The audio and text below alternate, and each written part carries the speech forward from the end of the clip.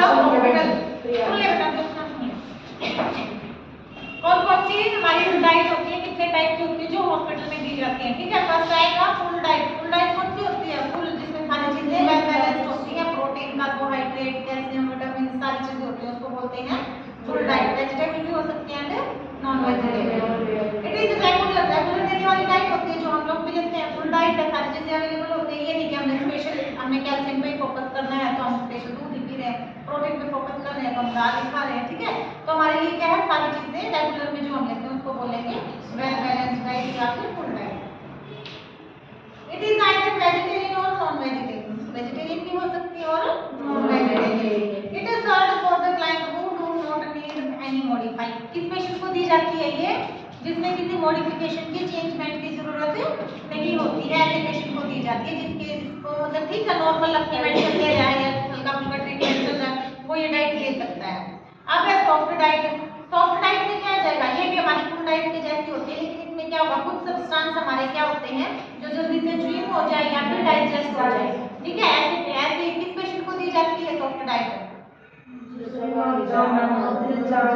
जिसको च्यूइंग करने में प्रॉब्लम आ रही है, ठीक है, या फिर डाइजेशन से रिलेटेड कोई प्रॉब्लम है, उसको दी जाती है सॉफ्ट डाइट। हाँ, सर्जिकल पेशेंट को दे सकते हैं। सम क्लाइंट, कुछ ऐसे क्लाइंट होते हैं जो पर्टिकुलर द एज ज्यादा हो रखी है, जिनकी डाइजेशन सिस्टम वीक हो जाता है, उनका च्यूइंग करने में प्रॉब्लम आती है क्योंकि उनके दांत जड़ टूट चुके होते हैं। ठीक है, जो डेंचर्स होते हैं वो क्या होते हैं, आर्टिफिशियल होते हैं, तो इसलिए उनको सॉफ्ट डाइट दी जाती है।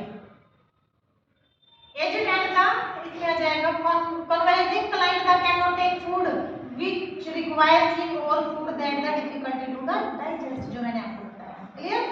And soft diet is enjoy by the client. और सॉफ्ट डाइट क्या करेगा, वो एंजॉय करेगा। अगर वैसे हार्ड डाइट देंगे, फुल डाइट देंगे या फिर हम दूसरी डाइट देते हैं उसको जो डाइजेशन में प्रॉब्लम करती है, तो क्या करेगा, उसको एंजॉय नहीं कर पाएगा मील को। एंड सॉफ्ट डाइट में भी इंक्लूड, क्या इंक्लूड कर सकते हैं उसके अंदर, डबल बॉइल्ड राइस। ठीक है, राइस को बॉईल करके दे सकते हैं, कौनजी दे सकते हैं, सॉफ्ट कुक पल्स जो हल्की फुल्की दाल होती है वो दे सकते हैं। ठीक है, स्टीम्ड फिश, फिश को स्टीम करके दिया जाता है जो नॉन वेजिटेरियन होते हैं। ठीक है, वो चीज एग देंगे, कस्टर्ड देंगे, उसको मिल्क के लिए मिल्क की जगह पे कस्टर्ड देंगे क्योंकि वो भी सॉफ्ट होता है, उसके अंदर भी फ्रूट ऐड किए जाते हैं। ठीक है, ग्राम एंड चॉप्ड मीट देंगे, उसको स्लाइस ब्रेड दे सकते हैं, steamed food, vegetable and rice, banana. ठीक है, ये सारी चीजें सॉफ्ट होती है, इजीली डाइजेस्ट हो जाती है। समझ आ गया? अब ब्लेंड डाइट। ब्लेंड डाइट क्या होती है? जो ब्लेंड डाइट होती है in which the food are easily digestible. ये भी हमारी सॉफ्ट डाइट के जैसे ही होती है जो कि इजीली डाइजेस्ट हो जाती है। फ्री फ्रॉम सब्सटेंस, किस सब्सटेंस से वो फ्री होगी? Which might the cure the irritation, जो हमारे गैस्ट्रोइंटेस्टाइनल ट्रैक्ट को, जीआई ट्रैक्ट को इरिटेट ना करे, वो सब्सटेंस हम इसके अंदर ऐड नहीं करेंगे। जैसे स्पाइस वगैरह जो मसाले डालते हैं, मिर्च है, ठीक है, हाई लेवल में जैसे साल्ट आ गया, किसी पेशेंट का रिस्ट्रिक्टेड है वो, उसको हम ये सारी चीजें नहीं देंगे जो जीआई सिस्टम को malfunction करेंगे। ठीक है, and the generally are low the roughage content use many for client with gastrointestinal condition. इसमें क्या ऐड करेंगे? लो रफेज डाइट को हम इसमें ऐड कर सकते हैं। रफेज डाइट कौन सी होती है? जो फ्रूट वगैरह की होती है। ठीक है, जैसे पपाया, पपाया में क्या होता है? रफेज होता है। ठीक है, जो कि कॉन्स्टिपेशन से रिलीव करवाता है, और जिसको कॉन्स्टिपेशन होता है ना उसको हम रफेज डाइट देते हैं। समझ आ गया?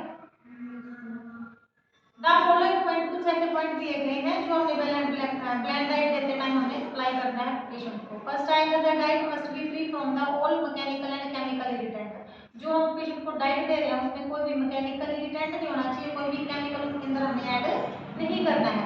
मैकेनिकल इरिटेंट में क्या जाएगा? मेनली द एडिबल स्किन्स, यानी जो स्किन को प्रॉब्लम क्रिएट करवाए, सीड्स, बीज वगैरह हमें उसको नहीं देने हैं। Fibre compound of collagen fibres and fruit vegetable. ठीक है, ये सारी चीजें इरिटेट करने वाली चीजें होती है जो हमने ब्लेंड डाइट के अंदर नहीं देनी है। फूड विच कंटेन, क्या प्रेजेंट होना चाहिए उसके अंदर? Lot of collagen should be rubbed through the series और the strainer after the cooking, यानी कि कुकिंग ये जो चीजें फ्राई करके जो कुकिंग की जाती है ना उसको अवॉइड कर रहे हैं, हमने स्टीम में हेल्प करवाना है उसको। ठीक है, जो स्टीम में फिश आपने क्या किया था?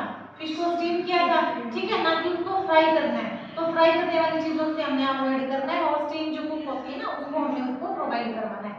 केमिकल इरिटेंट में आ जाएगा हमारा जो स्पाइसेस प्रेजेंट होते हैं, पेपर, जिंजर, चिलीज, ठीक है, मिर्च मसाले नमक ये सारी चीजें हमने अवॉइड करवानी है। ये सारी चीजें क्या होती है इसके अंदर केमिकल प्रेजेंट होता है।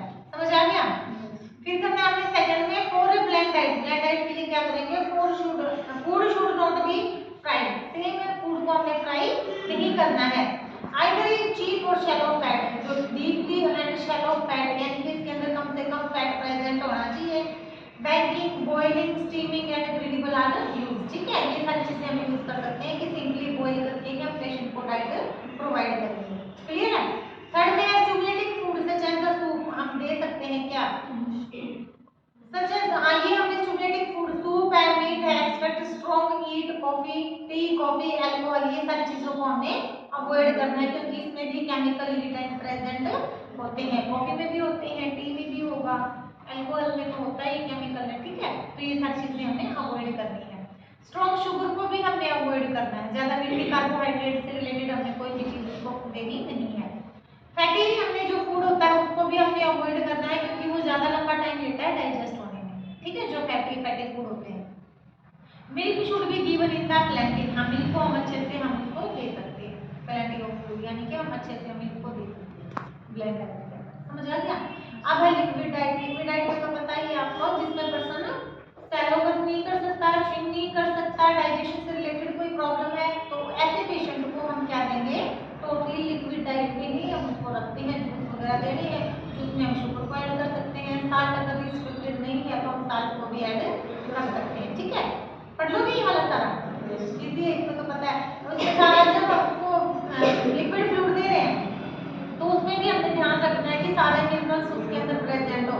प्रोटीन है, विटामिन ए स्पेशली हमने ध्यान रखना है। आयरन वगैरह है, जैसे अमना का जूस पीते हैं उसमें क्या होता है, आयरन से ज्यादा होता है ना। तो इन चीजों का हमें ध्यान रखना है कि कौन से टाइम पे हमने कौन सी डाइट उसको देनी है। नाइट टाइम पे हम ज्यादा प्रोटीन से रिलेटेड हम डाइट नहीं दे सकते क्योंकि प्रोटीन ज्यादा टाइम लेता है डाइजेशन में। समझ आ गया। अब स्पेशल डाइट दी जाती है स्पेशल पैथोलॉजिकल कंडीशन के लिए। अगर किसी पेशेंट को स्पेशल टाइप का कोई डिजीज है, स्पेशल टाइप की कोई डेफिशिएंसी हो रखी है, तो उस टाइम पे हम स्पेशल टाइप की डाइट उसको प्रोवाइड करते हैं। जैसे कि किसी पेशेंट को क्या है, कैल्शियम है, हाइपोकैल्सिमिया, ठीक है, ब्लड के अंदर कैल्शियम का लेवल बहुत ज्यादा कम है, तो ऐसे पेशेंट को हम क्या देंगे, कैल्शियम वाली डाइट देंगे हम। ठीक है, अगर किसी को प्रोटीन की कमी है तो प्रोटीन वाली डाइट देंगे, या फिर किसी का प्रोटीन बहुत ज्यादा इंक्रीज हो गया तो उसको हम लो प्रोटीन डाइट देंगे। किसी को कार्बोहाइड्रेट यानी कि शुगर लेवल बहुत कम है, हाइपोकैल्सिमिया में चला गया है पेशेंट, ठीक है, तो उसको हम क्या देंगे, स्पेशल टाइप की डाइट में क्या देंगे, इसको मीठा खिलाओ, इसको जूस पिलाओ, चॉकलेट दो। ठीक है, या फिर बहुत ज्यादा हाई लेवल की शुगर हो रखी है, उसको हाइपरकैलेमिया की कंडीशन में है पेशेंट, ठीक है, तो उस टाइम पे क्या देंगे हम ना, लो शुगर डाइट, बिल्कुल फ्री फ्रॉम होनी चाहिए शुगर डाइट। जो भी डाइट हम दे रहे हैं उसमें शुगर प्रेजेंट नहीं होना चाहिए। तो जो ये सारी चीजें ध्यान में रखने वाली होती है हम उसको बोलते हैं स्पेशल डाइट। क्लियर है। अब इसमें कुछ जनरल इंस्ट्रक्शन दे रखी हैं फूड से रिगार्डिंग। फर्स्ट है इसमें, the diet of every client in the hospital should be plan according to his need. यानी कि जब हम हॉस्पिटल में डाइट प्लान करते हैं तो पेशेंट की कंडीशन या उसकी जरूरत के अकॉर्डिंग हमने प्लान करनी है, उसकी डिजीज के अकॉर्डिंग। क्लियर है। मेटाबॉलिक चेंज के अकॉर्डिंग हमने ध्यान रखना है कि मेटाबॉलिक सिस्टम उसका कैसे वर्क कर रहा है।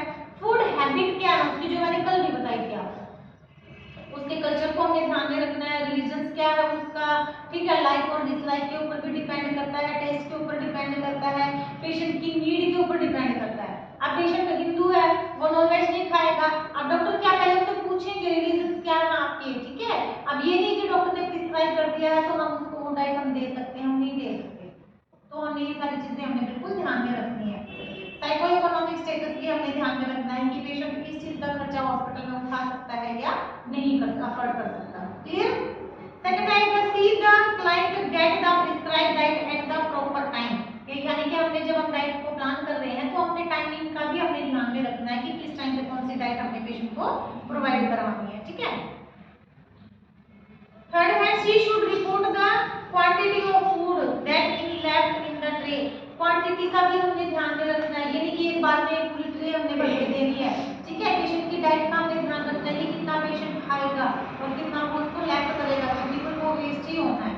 ठीक है, तो हमें उसकी फूड की क्वांटिटी का भी ध्यान रखना है।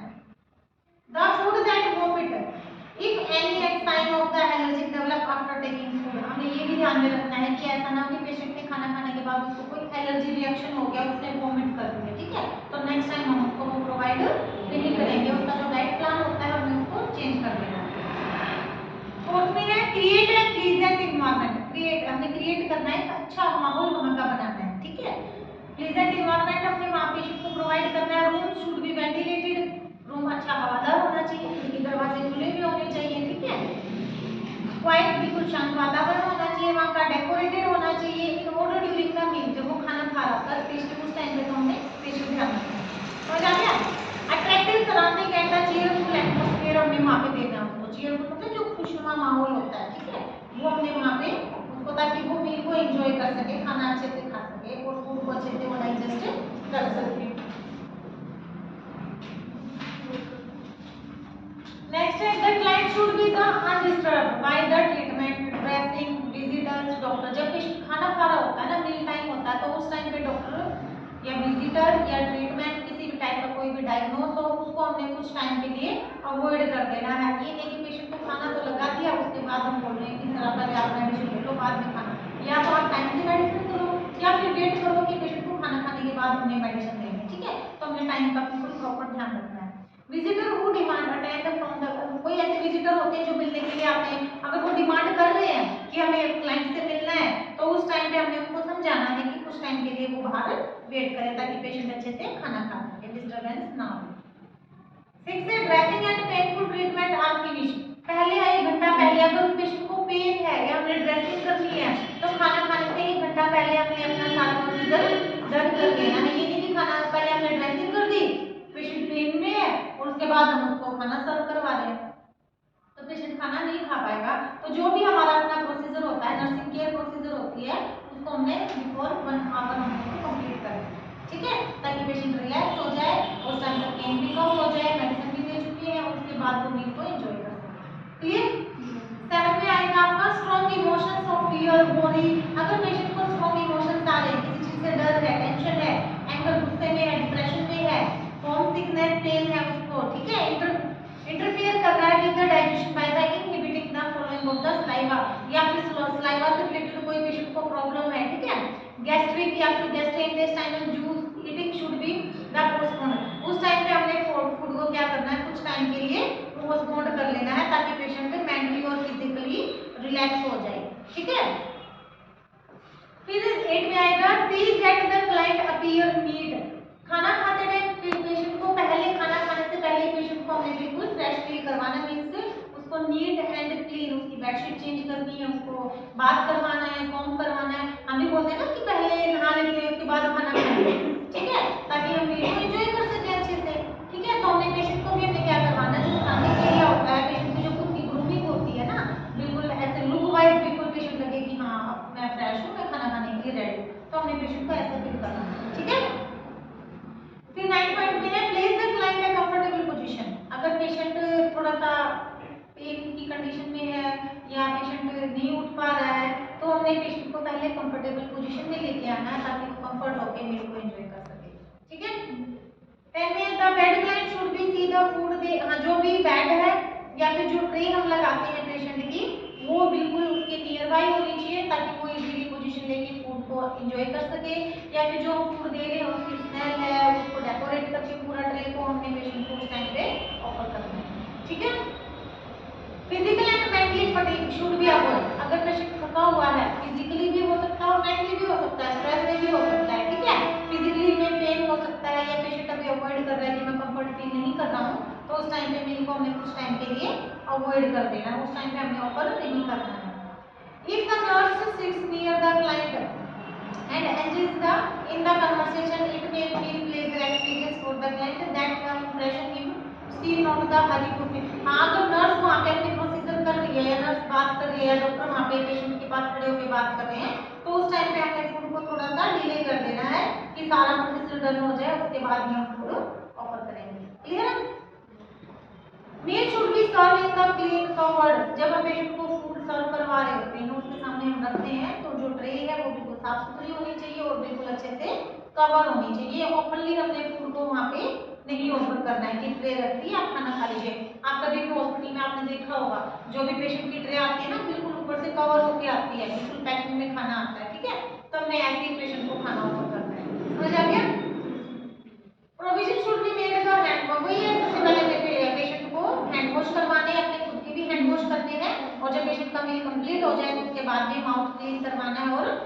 एस्टैब्लिश करवानी है, ठीक है। Remember that a sick person is the poor appetite, हमने ध्यान रखना है पेशेंट बीमार है, उसकी एपेटाइट क्या है, वीक है, उसको भूख कम लगी है and poor leaving for food, और वो फूड को भी क्या कर रहा है, लाइक नहीं कर रहा है, ठीक है, उसने पसंद नहीं किया, तो स्मॉल एंड फ्रीक्वेंट फूड, तो हमने क्या करना है, जबरदस्ती फूड को हमने फोर्सली हमने फूड नहीं देना है, हमें फ्रीक्वेंटली कुछ कुछ या फिर उसको मॉडिफाई करके फूड को हमने लाइक और डिसलाइक के अकॉर्डिंग हमने ऑफर करना है, समझ आ गया।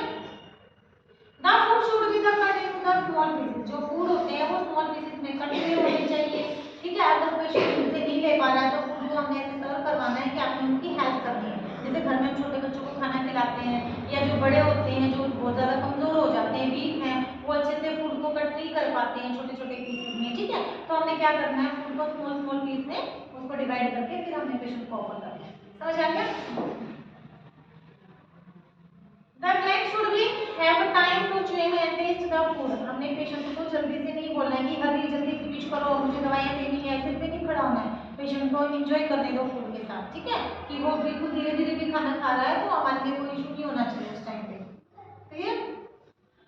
Fluid requirement should be met to prevent the dehydration, हाँ हमें डिहाइड्रेशन से प्रिवेंट करने के लिए जो उसका फ्लूइड है उसको भी मेंटेन करके रखना है, ठीक है, खाने के बीच बीच में हमने उसको फ्लूइड है, लस्सी है, दही है, जूस है वगैरह वो हमने प्रोवाइड करना ताकि पेशेंट डिहाइड्रेशन से बचा रहे। The nurse should take every chance to teach the client and his relative about the well balance diet, हमने घर वाले जो आते हैं रिलेटिव जो है टेक केयर में वहाँ पे जो उनका ख्याल रखने के लिए उनको भी हमने बताना है कि वो हाइजेनिक तरीके से फूड को सर्व करवाएं, साफ सुथरा अपने ध्यान रखें, घर से भी खाना लेके आते हैं तो वो अच्छा और अकॉर्डिंग टू डिजीज कंडीशन के अकॉर्डिंग ही वो खाना तैयार करवा के लेके आए, समझ आ गया, क्लियर हो गया ना इतना, बहुत इजी है, कभी कभी आ जाता है एग्जाम में, कोई बार इसमें पढ़ लेना। नेक्स्ट करवा दो इसी में, नर्सिंग रिस्पांसिबिलिटी सेम है जो मैंने आपको बताई है, इन्वायरमेंट हमने प्रोवाइड करना है, पेशेंट की नीड के अकॉर्डिंग हमने खाना प्रोवाइड करना है, तो ये सारी रिस्पांसिबिलिटी में ऐड हो जाएगी जो अभी मैंने आपको डिफाइन की है, ठीक है, एक बार इसको पढ़ के देखिए ना, अगर कोई